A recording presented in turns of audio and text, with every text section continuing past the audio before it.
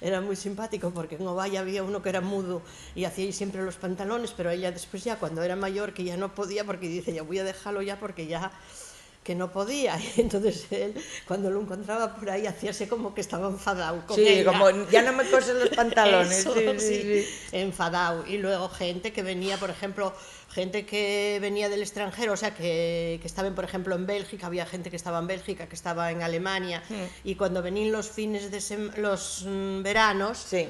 traen no sé cuántos pantalones para hacer, porque como los de ella, que no los gastaba Claro. nadie. Era una forma de hacer los pantalones, siempre lo decía ella, ella era súper... Muy particular y muy... Sí, decía, sí. y a la vuelta de la culera y la que y donde se gasten bien los pantalones, y eso estoy observándolo yo todavía. Claro, era un montón de trabajo.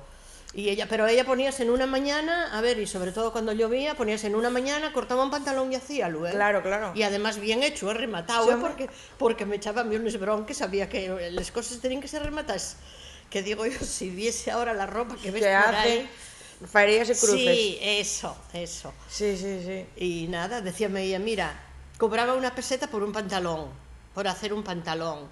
Decíame ella, mira, el aparador, que todavía lo tengo, un aparador de estos aparadores antiguos, costóme 28 duros, o sea que imagínate los puntáis que tuve que dar. Ya. Y la mesa del comedor también otros 28 duros. Hizo un vecino de allí que hacía... Sí, era ebanista. Que era ebanista.